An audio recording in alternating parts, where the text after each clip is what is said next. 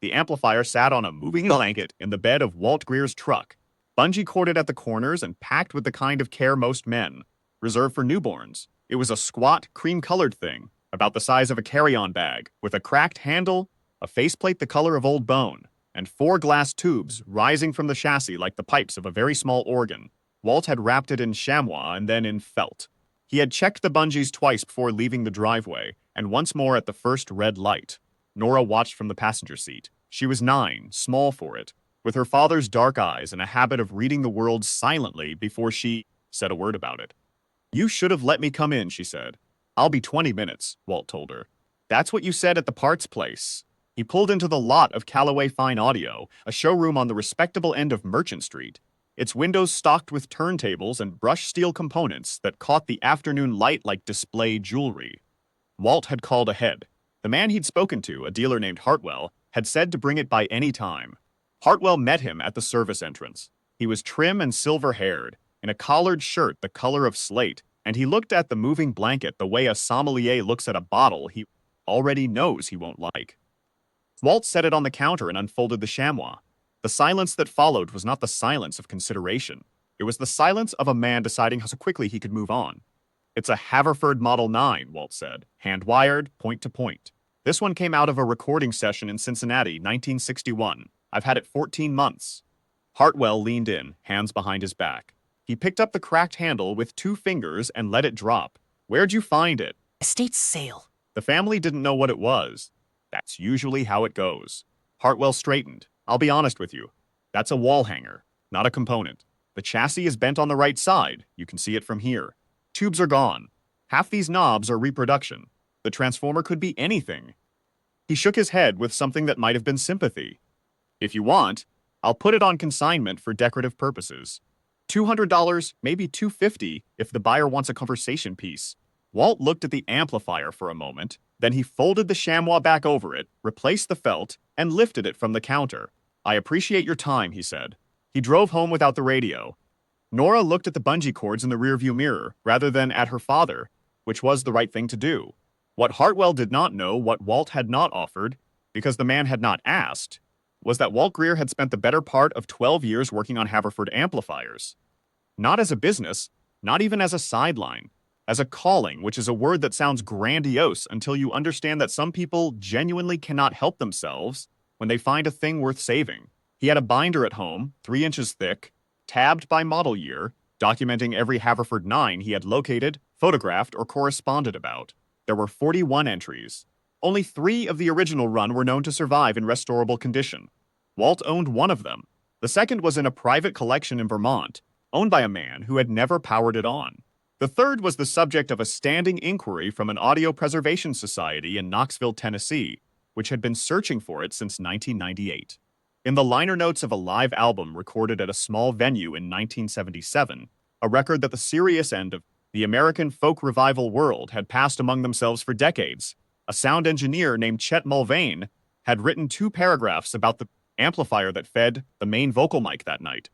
He described the sound as something that had no right to come from a box that looked like a piece of furniture. He named the unit by model. He noted the serial number. Walt had that serial number in the binder, and he had checked it against the plate on the back of the chassis. The morning after, he brought the amplifier home from the estate sale in Dayton. It matched. Nora had been with him that morning. She had been sitting on the workbench eating a breakfast bar while Walt made the connection, cross-referencing the plate against the binder page, with the careful focus of a man diffusing something. When he finally powered it on, just a brief test, the tubes not yet replaced, the signal chain incomplete, there had been a low, warm hum from somewhere inside the chassis that was not noise, it was resonance. The sound of something that had been built right and had not forgotten how. "Dad," Nora had said, tilting her head. "It sounds like it's talking." He had laughed, and then he had written it down in the margin of the binder page, because it was the most accurate description he had heard. 14 months later, with the tubes replaced, the transformer inspected and found original, and 3 of the reproduction knobs removed and replaced with period-correct hardware sourced from a parts dealer in Ohio, the Haverford 9 was, in Walt's estimation, as close to its original condition as it was going to get. He had taken it to Callaway Fine Audio, because Hartwell was the only brick-and-mortar dealer in the metro area who handled vintage gear. He had hoped to have a conversation. He had not gotten one. He thought about this on the drive home, not with bitterness, because bitterness requires energy he had learned to spend elsewhere, but with the quiet recalibration of a man who sees one door close and begins, looking for the next. He thought about the binder. He thought about the Preservation Society in Knoxville. He thought briefly about a specialty auction house he had read about in a hobbyist newsletter, a firm called Rennick and Associates, which handled vintage audio and broadcast equipment and held quarterly consignment sales attended. The newsletter said, by serious collectors from across the country. He called them the following Monday. The specialist he spoke with was named Reed. She had a careful, efficient voice, and she asked him to bring the unit in for an in-person assessment. Walt arrived on a Wednesday morning with the amplifier in its moving blanket and the binder in a canvas tote bag. Reed met him in a receiving room that smelled of circuit boards and old wood. She was younger than Walt had expected, in a collared jacket, with reading glasses pushed up on her forehead, and a clipboard she held like she intended to use it. She looked at the amplifier the way Hartwell had looked at it, cataloging, reserving judgment, and began making notes. I'll need to run a basic inspection, she said. Model, condition, provenance if any. Is there documentation? Walt set the binder on the counter. She paused. He waited. She opened it to the front tab, which was a one-page summary he had typed and printed. The model history, the production run numbers, the known surviving units, and the serial number matched to the liner notes citation.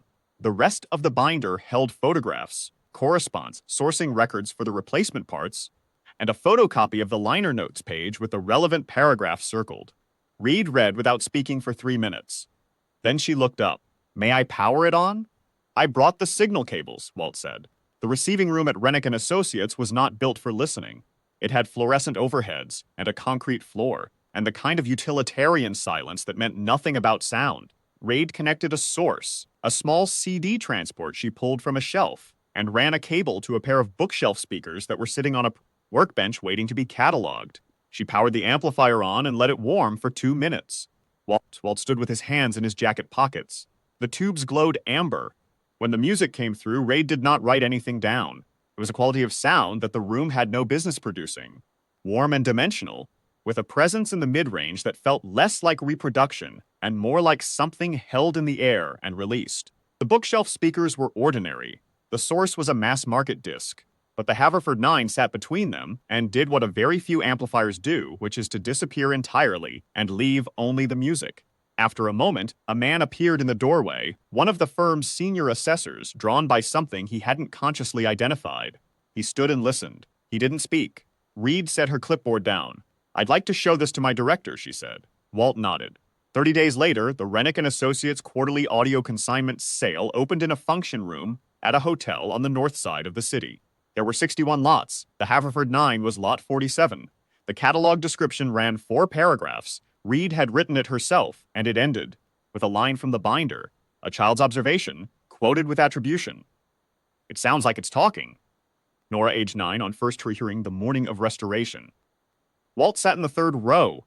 He did not see Hartwell until the bidding on lot 44, when the dealer settled into a seat near the back, with the practiced stillness of a man who comes to these things often enough not to announce his arrival. Walt recognized the slate-colored collared shirt. The bidding on lot 47 opened at $8,000. It passed $15,000 before the 2nd minute. The room's attention, which had been politely distributed across the morning's lots, organized itself with a quiet purposefulness around the cream-colored amplifier on the display table. There were 4 active bidders, then 3, then 2.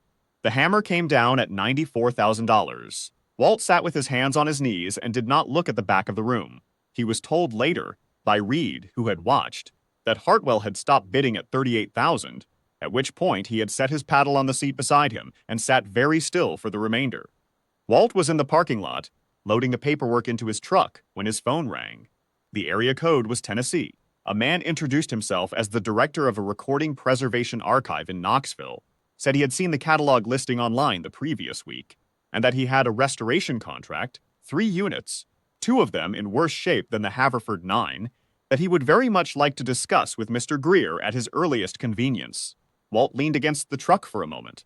The afternoon was cold and clear, and the parking lot smelled of concrete and exhaust, which is not a remarkable smell, but he would remember it. He looked at the phone in his hand, at the Tennessee number still on the screen. I can call you back in an hour, he said. Need to talk to my daughter first. Nora was at the kitchen table when he got home, doing homework she had not been concentrating on for the better part of an hour. She heard the truck in the driveway and was at the back door before he reached the steps. How much? She said. Walt told her. She stood with her hand on the door frame and said nothing for a moment, which was her way of checking whether something was real before she let herself believe it. Then she looked past him at the driveway, at the empty bed of the truck, where the amplifier was no longer bungee corded in its moving blanket. Did they like it? She asked. They quoted you in the catalog, Walt said, about how it sounded like it was talking. She pressed her lips together.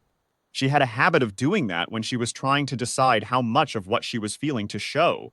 Walt watched her make the calculation. Were you embarrassed? She said. No, he said. I was proud. She nodded once, as though that settled something, and held the door open for him, and he stepped inside into the warm.